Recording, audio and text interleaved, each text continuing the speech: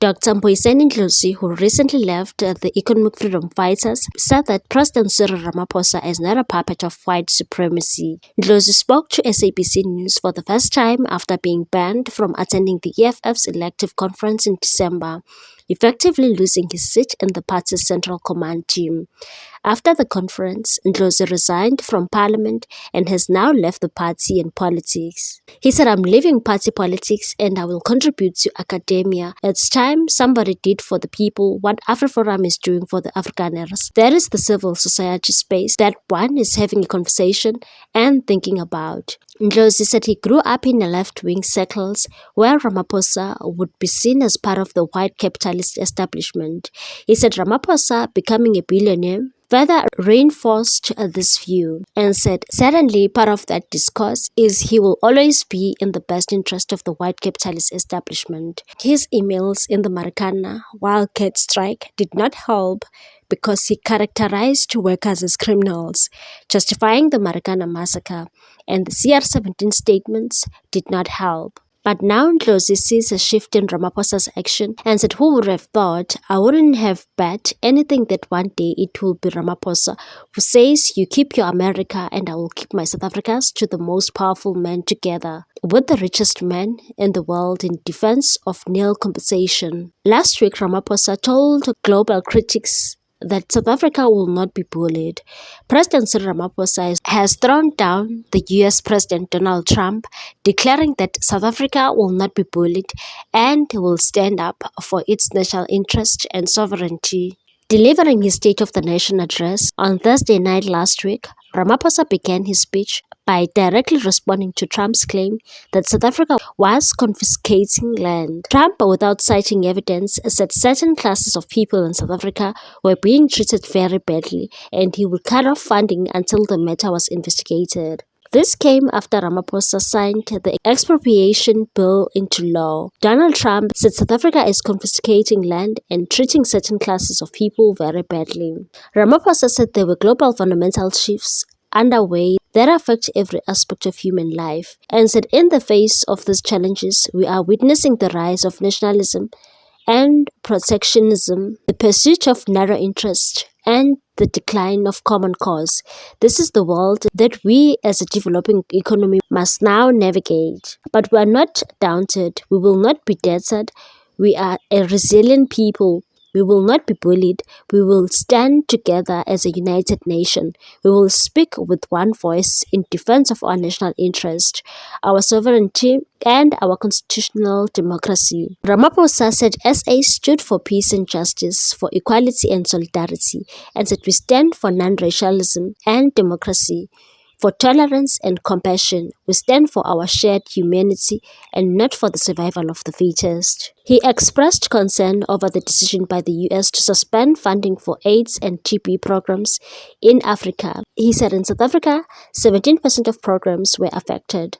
Ramaphosa said for decades, the economy has been held back by exclusion of the vast majority of South Africans. Black South Africans were deprived of land, of capital, of skills, of opportunities. Our economy was starved of the potential of its people, and that is why we need to transform our economy and make it more inclusive. And so this is why our focus is on empowering Black people, women and persons with disabilities, because they were deliberately excluded from playing a key role in the economy of their own country. We will set up a transformation fund worth 20 billion rand a year over the next 5 years to fund Black-owned and small business enterprises. He said the most urgent task is to grow the economy so that we create jobs, reduce poverty, and improve the lives of South Africans, and said we want a nation with a thriving economy that benefits all, to create this virtuous cycle of investment, growth, and jobs. We must lift economic growth to above 3%. To achieve higher levels of economic growth, we are undertaking massive investment in new infrastructure while upgrading and maintaining the infrastructure we have.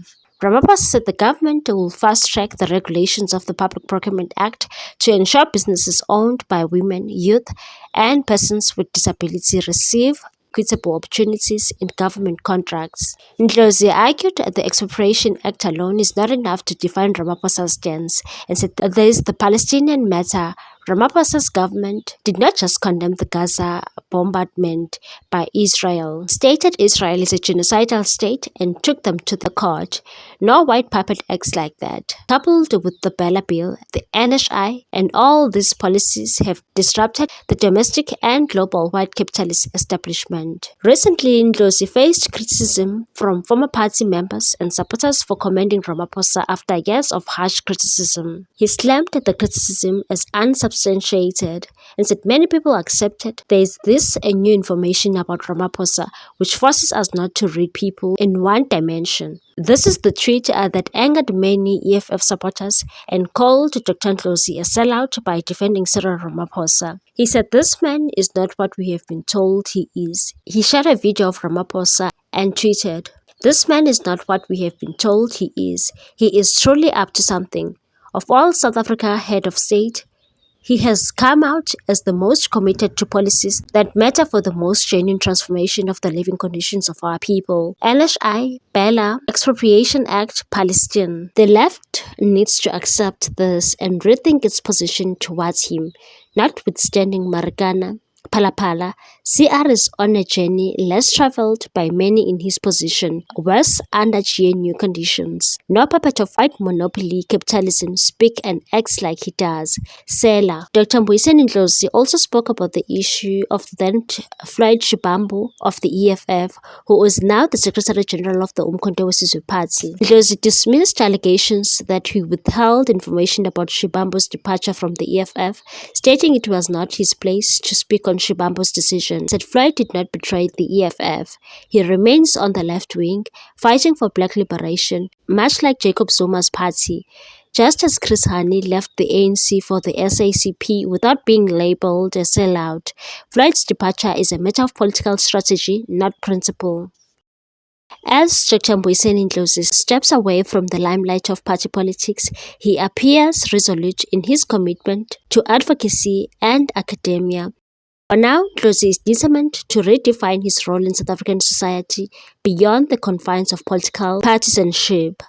To rapid advances in artificial intelligence, geopolitical tensions, and violent conflicts. In the face of these challenges, we are witnessing the rise of nationalism, protectionism, the pursuit of narrow interests, and the decline of common cause. This is the world that we, as South Africa, a developing economy, must now navigate.